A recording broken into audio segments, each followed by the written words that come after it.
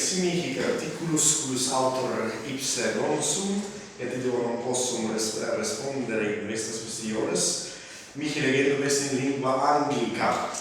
Abstractus inventus est in pagina 98, so the abstract is found on page 1980. So, the article has title Michael Haydn's Missa Sancti Hieronymi, an unusual 18th century tribute to Saint Jerome. So, let us begin. On September 14, 1777, John Michael Haydn, younger brother of the more famous Franz Joseph Haydn and court musician and the Prince Archbishop of Salzburg, completed a mass entitled Missa Sancti Hieronymi. In this paper, I will attempt to place the Missa in the church music context of the time and place. To do that, I will also examine the association of this work with Archbishop Colloredo and the relationship between the composer and his employer. Questions start with the Mass itself.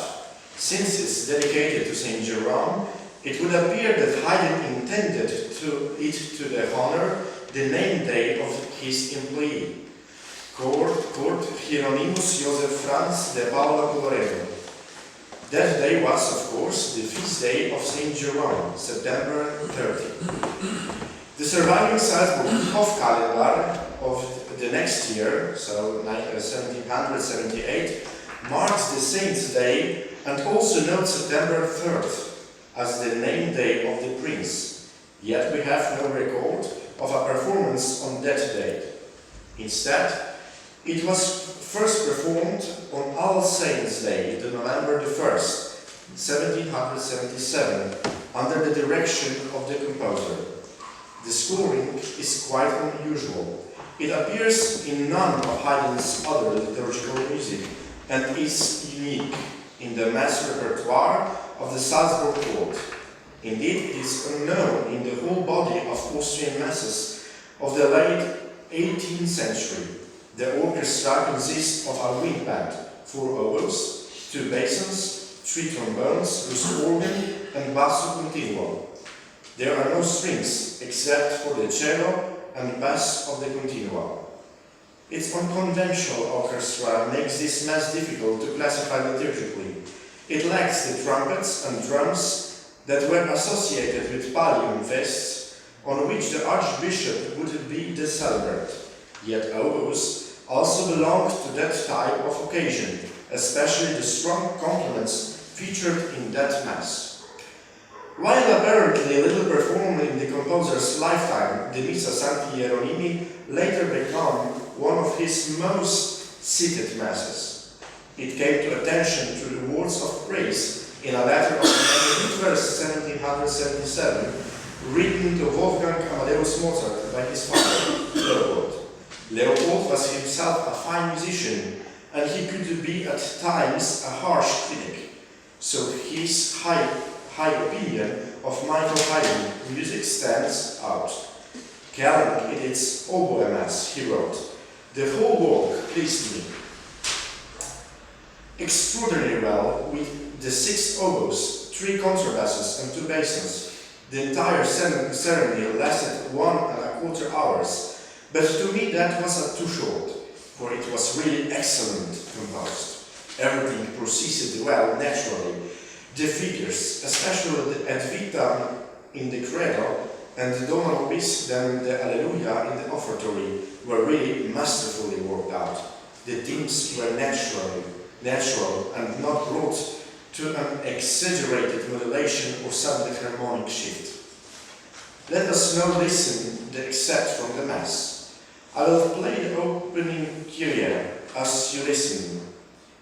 Okay, we figured out that we don't have actually the voice, so yeah. Haydn's employee, Prince Archbishop Colloredo, came from Vienna. He was born there in Vienna in 1732. He returned in December 1800, when French troops invaded Salzburg, and he lived there until his death in 1812. It is likely that the Franciscan Church of Saint Jerome, the saint for whom he was named, figured in his life there. The Colloredo family estate in the 4th district of Vienna was not far from the center of the city, where the Franziskaner Kirche zu St. Hieronymus is located. In the mid-18th century, Vienna saw much controversy in the theory and practice of church music. Opinions are recorded in numerous official documents. One of these is the encyclical Agnus Qui, published by the Pope Benedict XIV in 1749.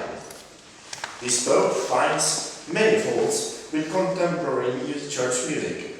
The theme of theatrically comes up again and again.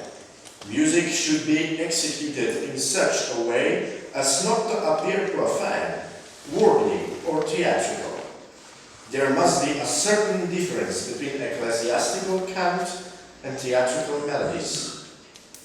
The author of Agnus Qui foresees a slippery slope that begins with theatrical music and ends in grave scenes and scandals.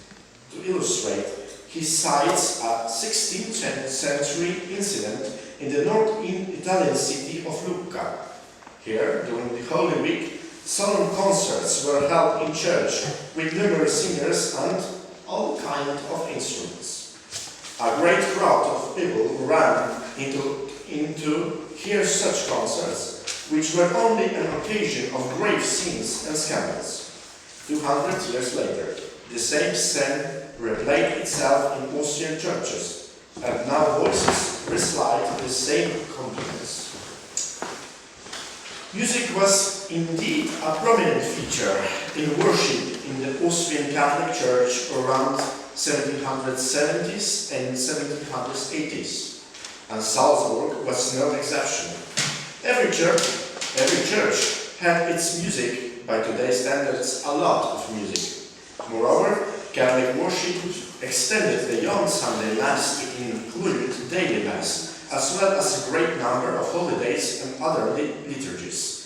In general, music performed at these services consisted of choir, soloists, and instruments. One outspoken critic of church music at that time was an author of a pamphlet entitled Über die Kirchenmusik in Vienna, published in 1781. Under this neutral title, the anonymous author satirized what he perceives as abuses in church music of the day. To this writer, just like Lucca in the 16th century, the church of his own time has turned into a concert hall. He sees the same downward path ending at grave scenes and scandals.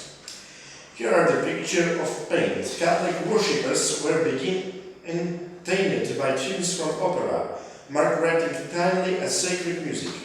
He means here music culled from an opera in the current repertoire. Despite the substitution of sacred text, people would recognize it for what it was, a theater piece. You don't have to read much between the lines to learn the author's agenda here.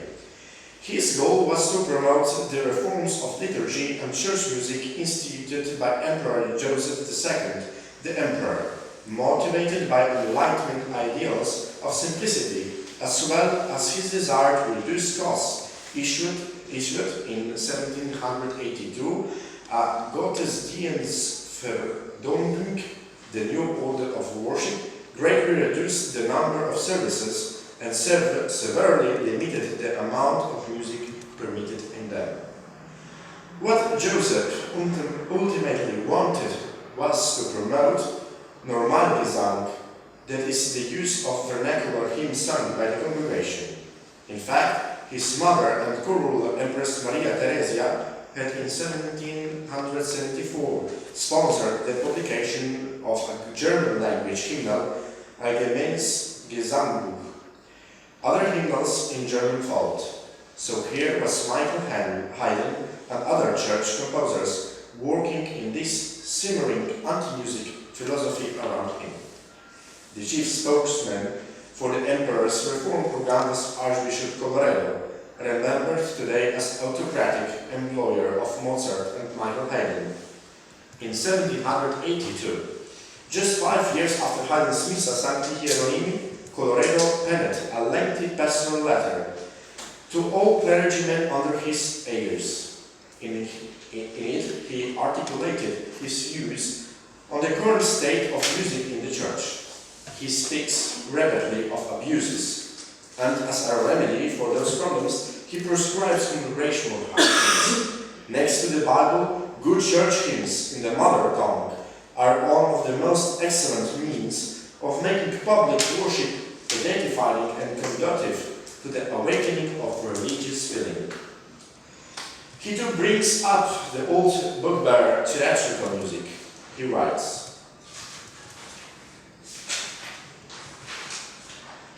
"Shocking, voluptuous church music only attunes the heart to sensual, carnal feelings, and you go to it for pleasure as you go to the theater for enjoyment."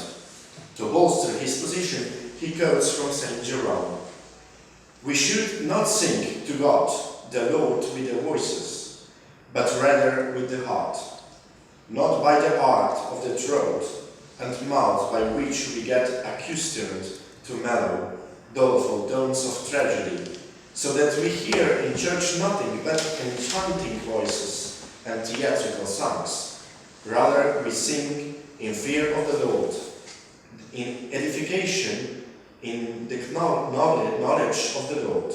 The servant of Christ must sing, so that it is not the voice of the singer, but the words living. So that evil spirit that was in Saul must be driven out of those afflicted with it, and not enticed into those persons who have turned the house of the Lord into the theater in order to please the folk." Colloredo tried to impose Emperor Joseph's restrictions of music in religious services. Mozart complained about this in a famous letter to the Italian priest musician Padre Martini. The archbishop dedicated that when he was the celebrant, the entire Mass, including the Kyrie, Gloria Credo, Epistle Sonata, Offertory, Sanctus et Agnus Dei, should last no longer than 45 minutes. So right away, we have a problem with the Missa Sancti Hieronymi, which is a half hour too long, and likely with the most of Michael Haydn's other matters. In essence, Colloredo's writing amounted to attack on the very music composed for the religious services that he celebrated, the orchestral Mass. However, evidence suggests that Colloredo's reforms were not popular and that his efforts to have worshippers sing vernacular hymns did not succeed. Congregations resisted the introduction of German hymns by not singing them, and those Catholics who lived near the border attended the services in Bavaria, where instruments were allowed in church music. The people, it seems, were inspired in their worship by the music of Haydn, Mozart, and other fine composers. Why did the Archbishop assume that their love of grand sacred music was aligned to sincere worshippers? And it appears that the lead, at least for Michael Haydn, nothing changed. He continued to write orchestral masses and other liturgical works with instrument accompaniment. We may be thankful that the Archbishop did not succeed in implementing this reform program. How then does Michael Haydn's music measure up against the standards of St. Jerome? We know that Michael Haydn was a deeply religious man. His early biographers called him a Catholic with all his soul, and said of his sacred music, every place in his church compositions is an open avowal of his faith. All his compositions breathe the spirit of the most heartfelt and solemn praise of God. He did not try at all to attract attention to himself with his church compositions in the court chapels, cathedrals, etc. He was content to unfold the majesty of God through the magic of harmony before devotion filled hearts, where it might also beat.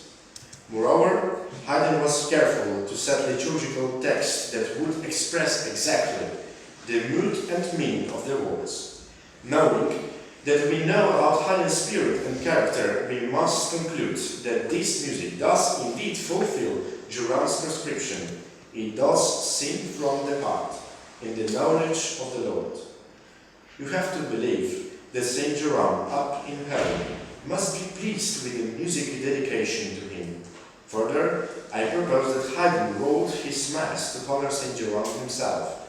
Evidence of his dedication lies in the music itself, that is, in its unusual scoring.